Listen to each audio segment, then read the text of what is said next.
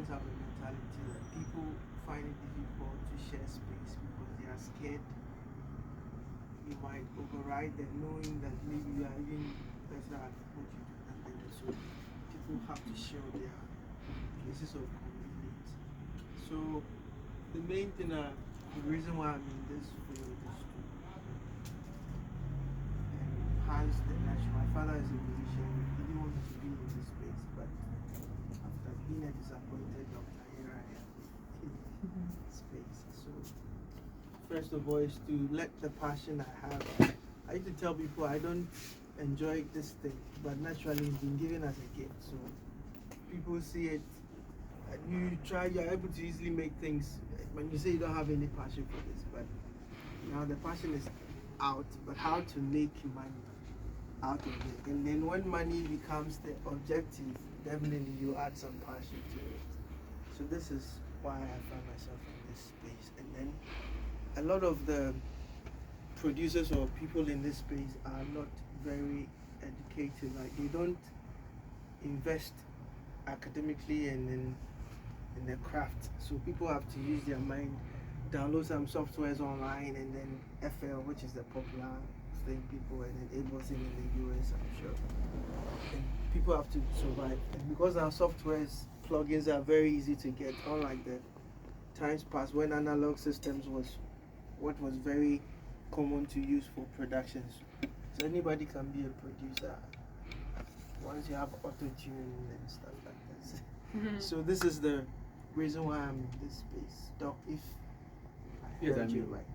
You are open to, you're welcome to ask Robo any questions. Any questions? In the industry. I mean, we've met Chinchim already, and we've had several classes, so sure. So one question I Please have. the name again, System Activate Elva. Elva, System Stored, Elva.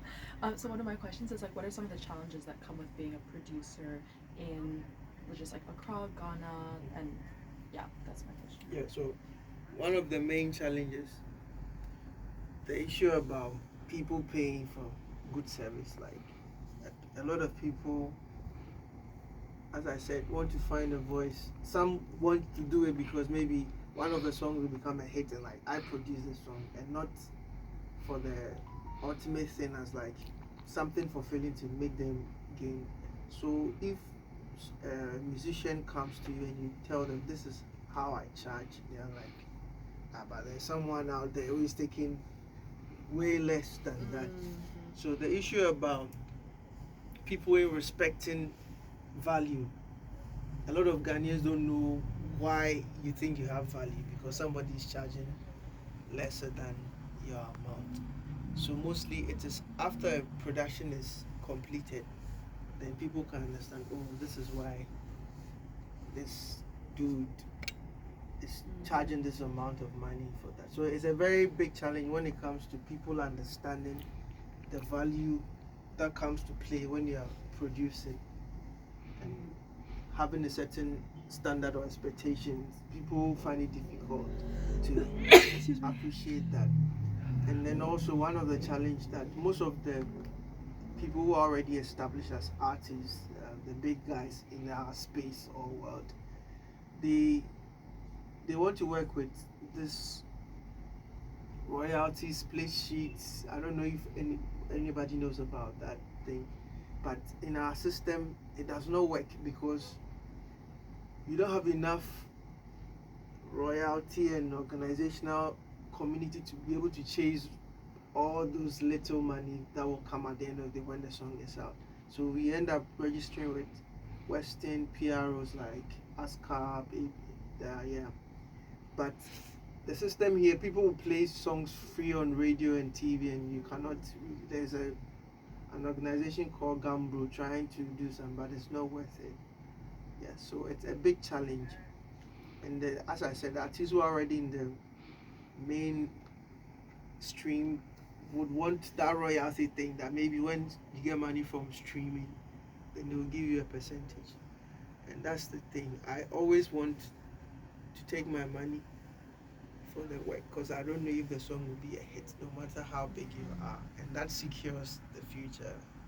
Yeah, so this is one of the challenges we For those who will not know what the split sheet is, could you Okay. elaborate? So the split sheet is more like an agreement between the producer and the vocalist or the musician that um, is if it's just one musician you are working on, it's going to be a 50-50 thing. So they delivering their lyrics on the beat you've created, you take a 50% of whatever revenue that comes, and then they take 50. But if the work was done by two producers, then 50 have to be split into 25. So mostly people want to do split sheets between just one musician and one producer. But in the Western world, there's a corporate understanding that you can have about 4 producers on one song, because they know at the end of the day everybody will get their cut well.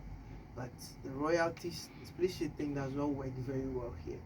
So I always tell people, take your money, and then later you can look into the once you produce that, you are going to get your ISRC code, which is International Standard Recording Code. Nobody can steal that. Once you put it in ASCAP that you produce this song, you still make your money. But to be able to secure the future, you charge for the project. And then there are friends that you can have collaborations with. You're not going to take an extreme amount of money because you know there's a collaboration, and at the end of the day, each one will.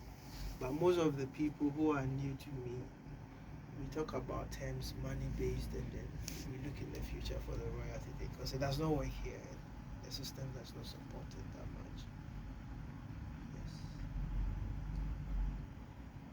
Any more questions, please? We've heard so far that's like very common for people. I like your voice, deep.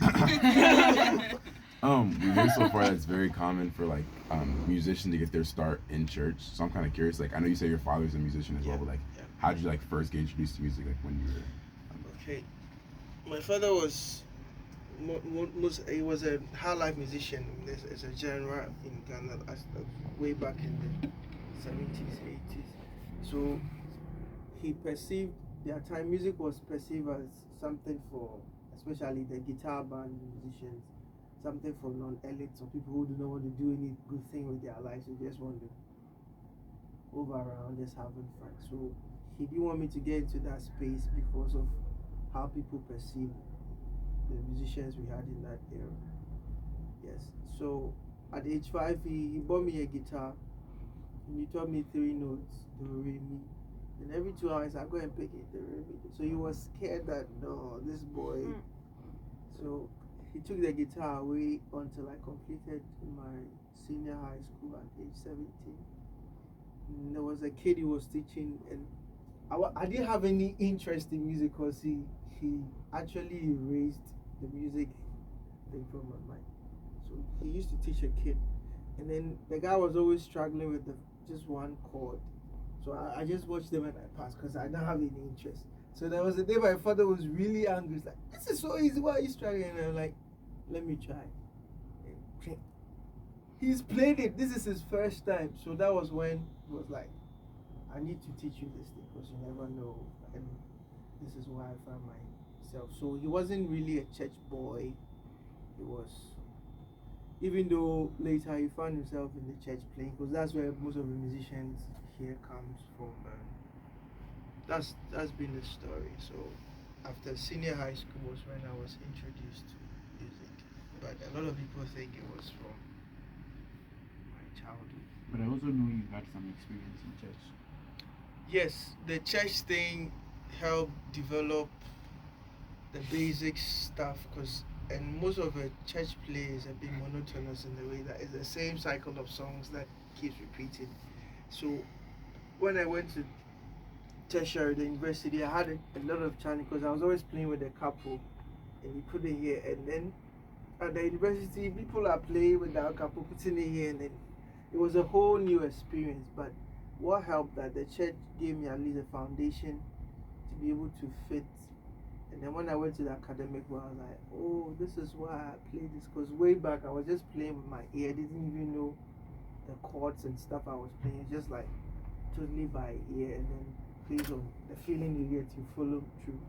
But in the academic world, I got to understand this is why I played this, and then it helped me. So the church served as a foundation for me Yes. Just so I put it in context, that he has a Bachelor of Fine Arts degree in music, and he has a Master of Philosophy in music.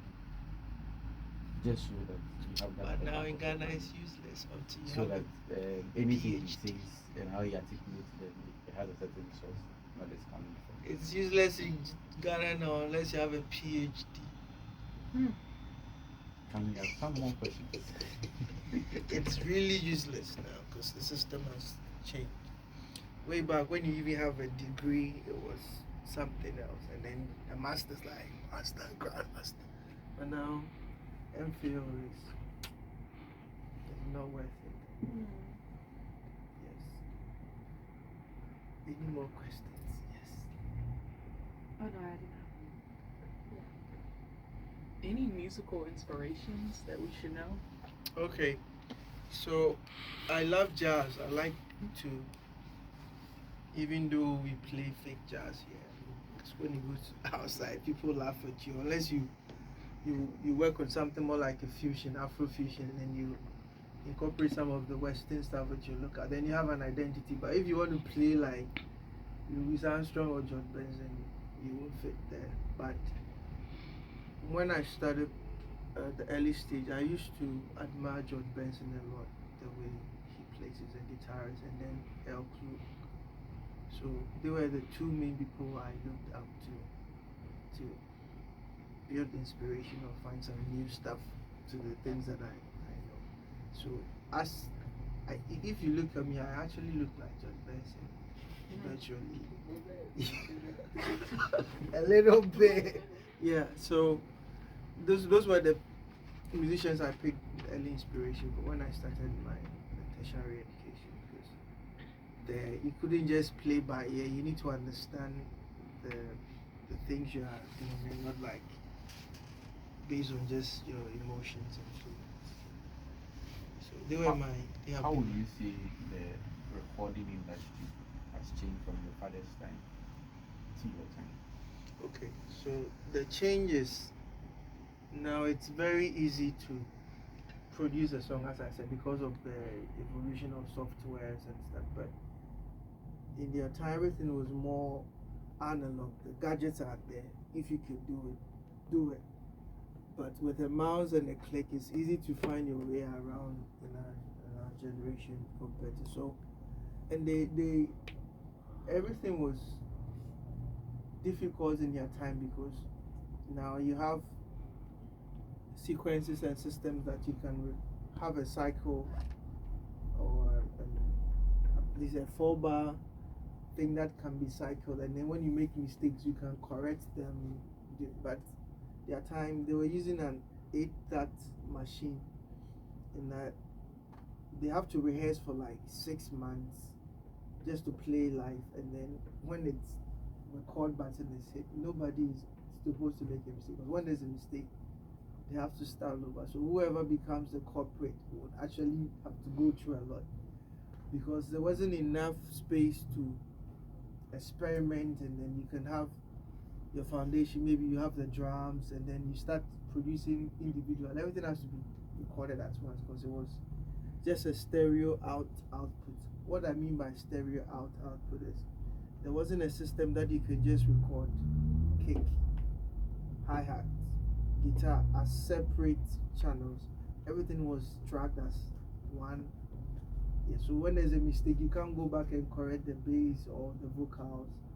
So, but in our time, because of modernization and a lot of technology in the system, it's very easy to record and then correct mistakes, and then the output to the sound we get is much better in terms of the frequency range compared to theirs.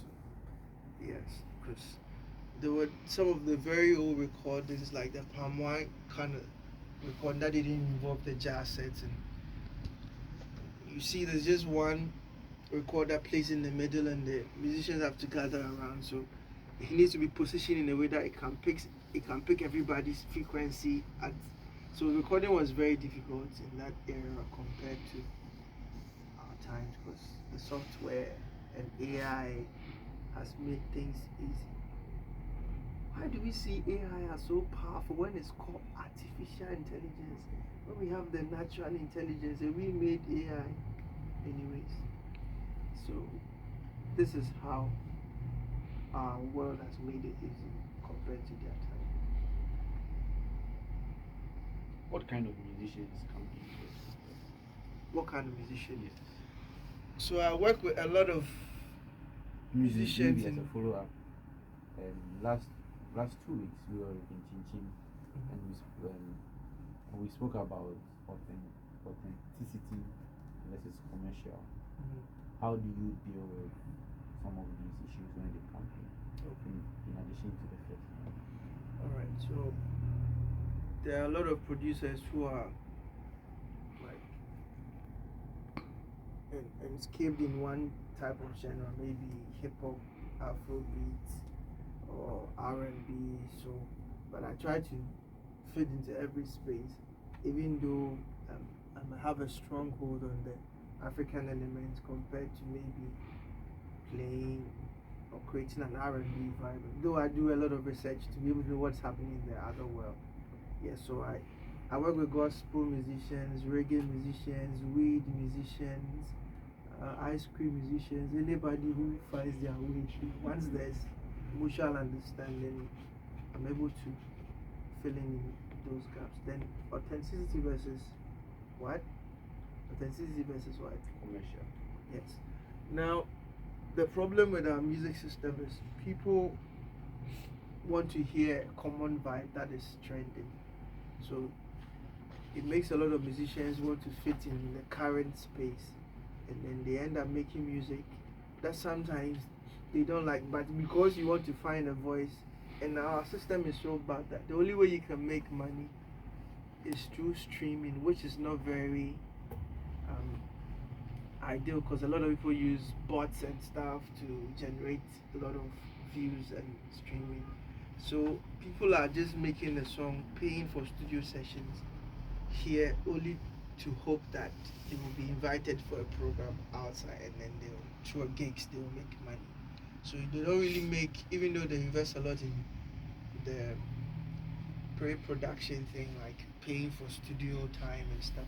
You end up getting the song and then sending it to friends to share it so that it becomes popular, and that is how a lot of musicians are making money here. If you are not invited for gigs, you just have to find yourself in a space. So it's very difficult that people have to go away from the things they actually want to do but fit into. Maybe there's this trend of boom, boom, boom. So everybody will end up doing that. But there are few musicians who still stand up to create an identity by being authentic, that no matter what trend is moving on, this is my field. And then they end up getting the gigs for international festivals. So they don't focus on what is happening in our music system here, because they get to travel outside to perform for the Western world, who appreciate their indigenous identity, authenticity. Yes. Yeah. I have a little bit of a controversial question. So, Okay. how would you describe like the culture of like producing and recording in Ghana versus like Nigeria? Okay. So, Ghanaians and Nigerians, we always have this counterfight between stuff like who owns this Afrobeat vibe and all that. So, Nigerians, from the few friends I have, they like to research and invest. Ghanaians mostly research, but they don't invest. So a Nigerian will see maybe somebody has used a plugin, maybe let's say Chris Brown has used a particular emulator for. They will find ways to go and buy the same gadgets and use in Africa. So they try to find ways to fit into, even though the music orientation might be different, but they will still try to find what is out there that is making the sound beautiful out there.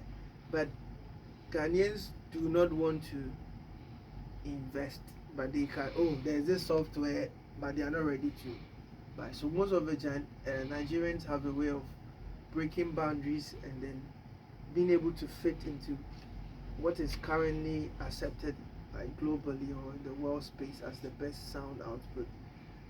But the Ghanaian side is they can research, but they wouldn't invest there. And now we find ourselves in a space that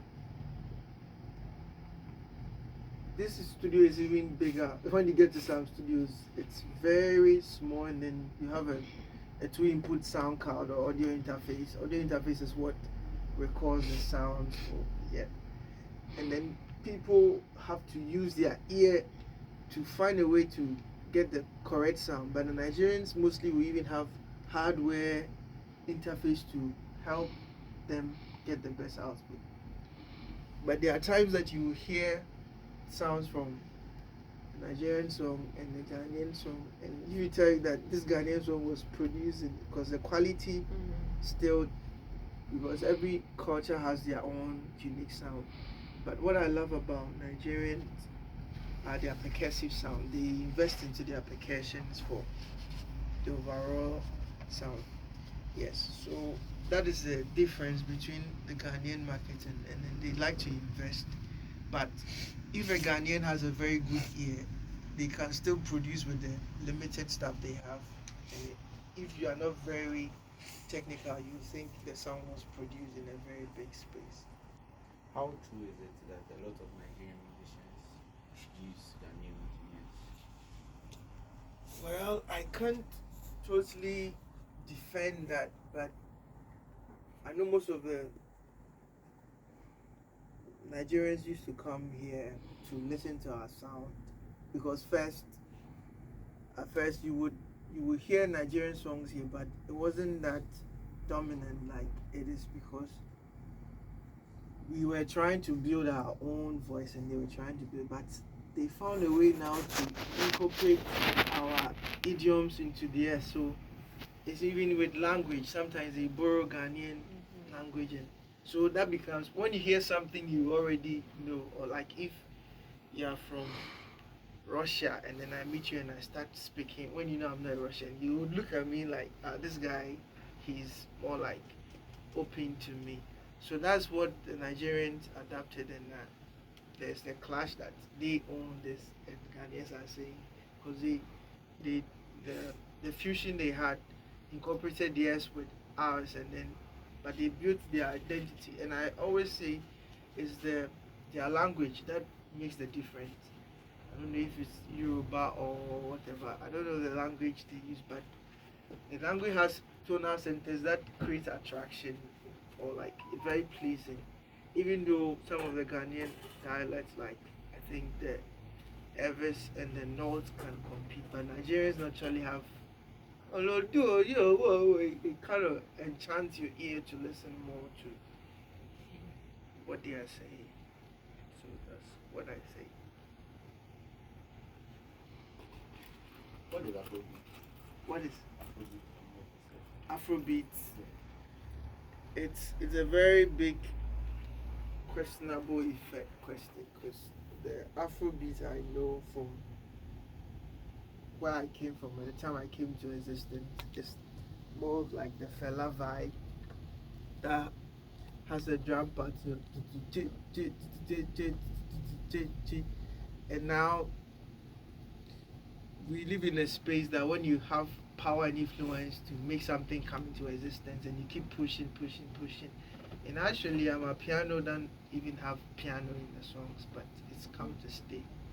So if you have the ability to push an identity for it to come to exist, so in order not to conflict with Fela's orientation, they brought an exact Afrobeat to the modern modern style of the current Gen Z generation, or what they call style of, and then they borrowed a particular element from Fela, that is the shakers. Shakers are like just trade was, if you listen to most of Fela songs, that particular, and now it has been incorporated into the new Afrobeat space. If you listen to most of Afrobeat songs, and that was borrowed from Fela's idea. So maybe that could be the barrier or the change that brought about the Afrobeat. But in order to create a unique identity, let's bring a Z to the end so that there won't be any copyright infringement. This is the little I have to say. And then the Afrobeats beats of Nigerians is different from South Africans. Mostly, it also comes back to the shakers they use. Most of the shakers of the South African like it's very smooth. Like I'll play some sounds that you can see, but the Nigerian imitates the more African Malcolm from when shakers now. Yeah, sure. The traditional, but then South Africans use the Western kind of shaker, so the sound is much smoother compared to the African kind of sound. Any more questions?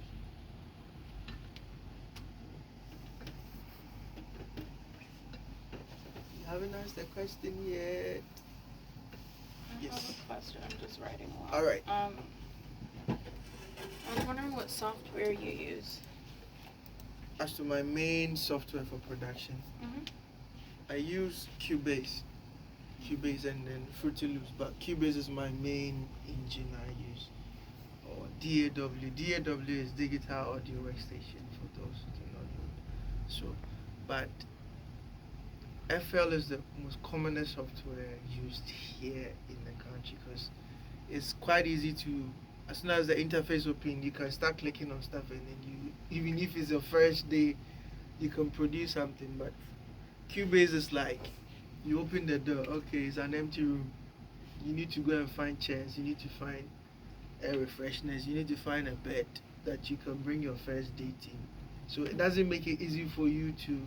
So a lot of people do not like using Cubase because it's more manual, and then you end up getting a lot of gray hair, like because you need to think a lot to be able to produce. So when people hear productions are made and like you used only Cubase, you have a lot of time because FL is quite easy to find shortcuts and stuff. But yeah, when you hear the output of the sound, you see there's a big difference. Like for Pro Tools, Ableton, Logic, and but FL is quite easy. But I think it's more about what you are comfortable using at the end of the day. Even though they are industrial standards, that this Pro Tools, Cubase, Logic, Ableton, Studio One, all those softwares, but what you produce matters most because nobody's going to hear, oh, I'm hearing Cubase in the song. It is the output that comes out that is the most ultimate. I think, yeah. Just that some of them have been engineered to make things very easy, and like just the raw beat. When you spot and you compare it to maybe an FL sound, playing in a car or in this Bluetooth speaker or space, you see that the Cubase in the raw state has a richer sound, but FL you'd have to work a little bit more to get that out. But, so my main software is Cubase, but we use stock plugins like third-party plugins, apart from the main inbuilt softwares. Can I get a question from you, please? Just observing. Okay. Can we listen to some of the productions our predecessors have? Sure. How long have you been doing this? How long? How many recordings have you done? I think you have about 5, but unfortunately I have about 2 here because I sent them to you and I had my hard disk crashed, but it is not lost. We can still get them, but I can play the. Hey, am I even sure? I'll get you something. Just to get them Yeah. ready. Who is going to be the lead creator? Oh, okay. Everything is going to organize around you.